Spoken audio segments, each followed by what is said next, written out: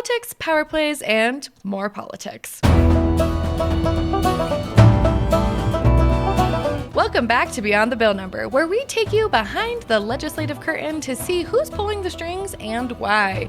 I'm Sarah, your guide to all things policy and plot twist, and joining me, as always, is Stephen, our go-to political analyst. Stephen, how's it going? Hey Sarah, feeling good, ready to dive into this latest chapter of Florida's legislative drama. I've got my virtual popcorn ready. Well, you'll need it.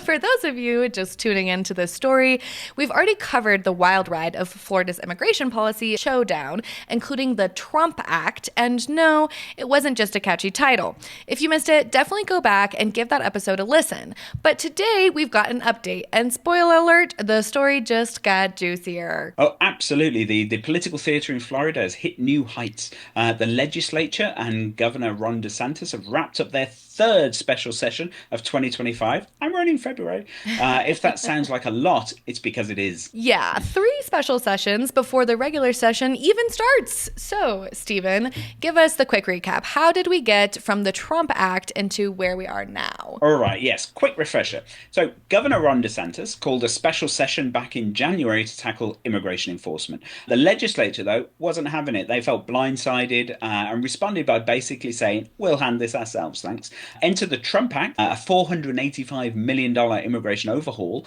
that took some serious liberties with policy, including mandatory death penalties for unauthorized immigrants convicted of capital offenses.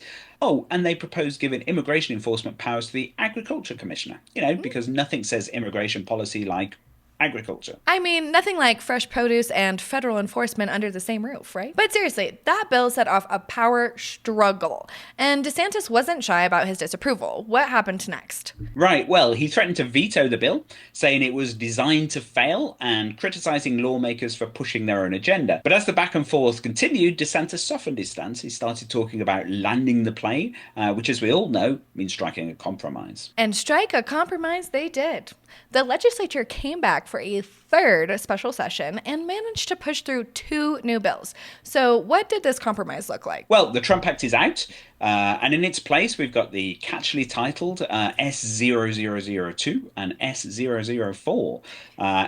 S2 creates the State Board of Immigration Enforcement, led by the governor and his cabinet, keeping enforcement firmly under the executive's control, just as DeSantis wanted. But it also establishes a council of police chiefs and sheriffs appointed by various state leaders to oversee immigration enforcement. And that does include the Agriculture Commissioner. Okay. Plus, there's a $250 million in funding, law enforcement training, and grants for local immigration programs. So DeSantis gets his centralized power, and the legislature gets to say that they've done something on immigration.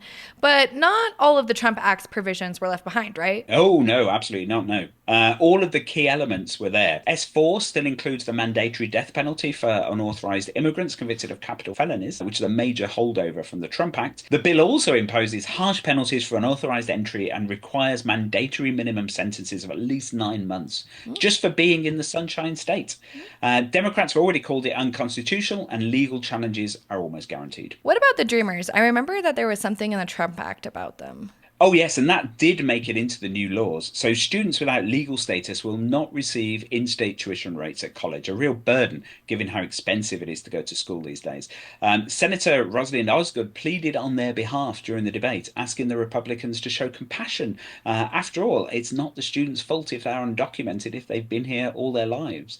But Senator Randy Fines wasn't having it. He said, to call them dreamers implies that they have dreams and that they have ambitions that are greater than other people. There are 193 countries in the world. We didn't spare an oath to help the other 192. Nice. Huh. Less of a dream, more of a nightmare. Oh, it is fascinating how what started as an immigration debate has evolved kind of into a power struggle and, these kitschy little things back and forth. This feels bigger than just policy. It's a shift in political landscape in Florida, right? Well, absolutely. With DeSantis term limited and unable to run for governor again in 2026, this could redefine the state's power dynamics. It'll certainly shape the gubernatorial runs of the various candidates who will be throwing their hats in the ring very soon, really. It'll be interesting to see what their views are on this particular battle. The legislature has certainly shown it's willing to assert its independence, and it could set a precedent with future governors. Yeah, and those legal challenges could mean that this isn't the end of the story. If the courts get involved, we might be back here for another special session, or at least another episode. So, Stephen, thanks for breaking this down. Always a pleasure, Sarah. And to our listeners, thanks for joining Beyond the Bill Number. If you haven't subscribed yet, now is the time, because with politics like this, you won't want to miss what's next. See you next time.